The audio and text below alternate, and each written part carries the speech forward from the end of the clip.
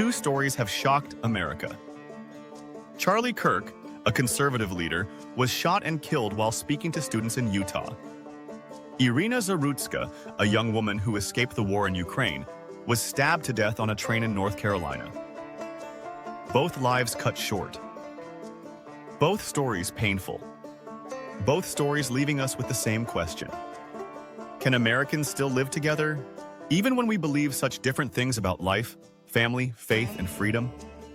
It feels like our country is splitting in two. One side says family should be whatever you choose. The other side says family is sacred and should be protected. One side says religion belongs at home, not in public life. The other says faith must be the center of everything we do. One side says progress means change. The other side says progress means holding on to tradition. We are not just disagreeing anymore. We are living in different worlds. When Charlie Kirk was shot, it wasn't only a crime. It was a symbol. A sign that words had turned into bullets. Debate had turned into bloodshed. Politics had turned into violence. That should terrify all of us. Because once violence becomes the answer, nobody is safe. And when Iryna Zarutska was killed, it was a reminder that hate and cruelty don't care about where you come from. She fled a war to find safety, only to lose her life here. It shows us that America's problems are not just about politics. They're about how much anger and fear we carry inside us. So here's the big question. Can two groups of people with such different beliefs live in the same country? Imagine two roommates who share one house. One wants the heat blasting at 80 degrees. The other wants the cold air set at 60. Every single day becomes a fight over the thermostat. That's America. We are fighting over the temperature of our culture. And the fights are getting louder, nastier, and harder to stop. What happens if this keeps going? If every disagreement turns into a battle? If every election feels like life or death? The answer is simple. Neighbors will turn into enemies. Families will split. Violence will spread.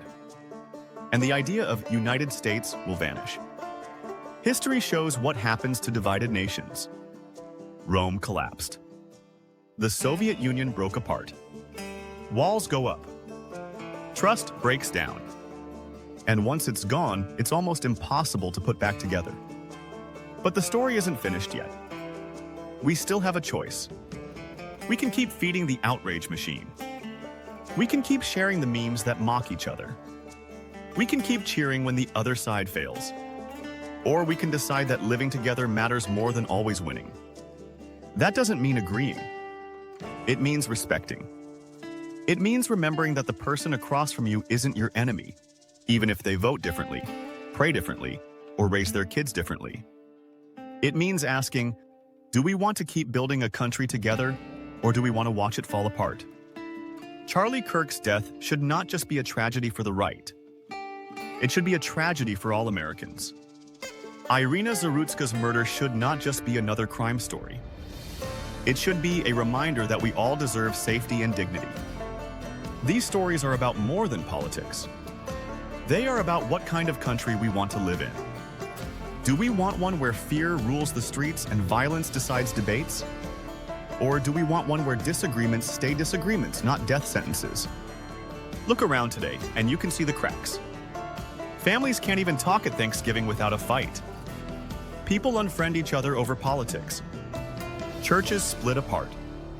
Schools turn into battlefields over what kids should learn. Every issue, no matter how small, becomes a war. That is not sustainable. No country can survive if half of it believes the other half is evil.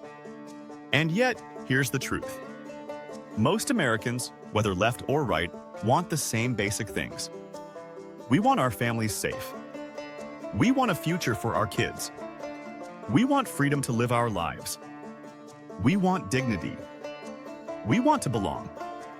The problem is, we have forgotten how to see that in each other. We only see the label. Liberal. Conservative. Left. Right. Red, blue. We stop seeing the human being underneath. And once you stop seeing the human, it becomes easier to justify hate.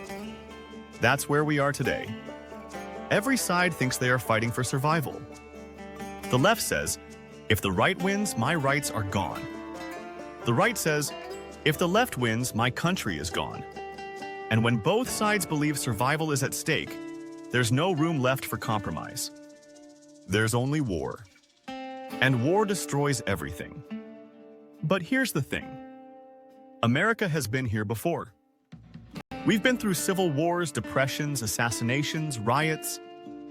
And every time, people had to make the same choice we face today. Do we keep hating each other until the country breaks? Or do we decide to live together anyway? It is not easy. It is not clean. But it is the only way forward. Think about this. Every time you log onto social media, you are being pushed toward outrage. The angrier you are, the longer you stay online. The more divided we get, the more money someone makes. Outrage is a business. Division is profitable. And we are falling for it day after day. But what if we chose to step back, see? What if we refuse to treat our neighbors as enemies, no matter what their yard sign says? Charlie Kirk and Iryna Zarutska will not get to see America's future. But we will. The question is, what kind of future do we want? Do we want one where violence is the answer? Or do we want one where disagreement is allowed, even welcomed, because that's what freedom looks like? This moment is a test. Can we still live together, even when we see the world so differently? Or are we going to let hate, anger, and fear tear us apart? The choice is ours. And it starts with how we see each other every single day. America's story isn't finished. But the next chapter depends on us.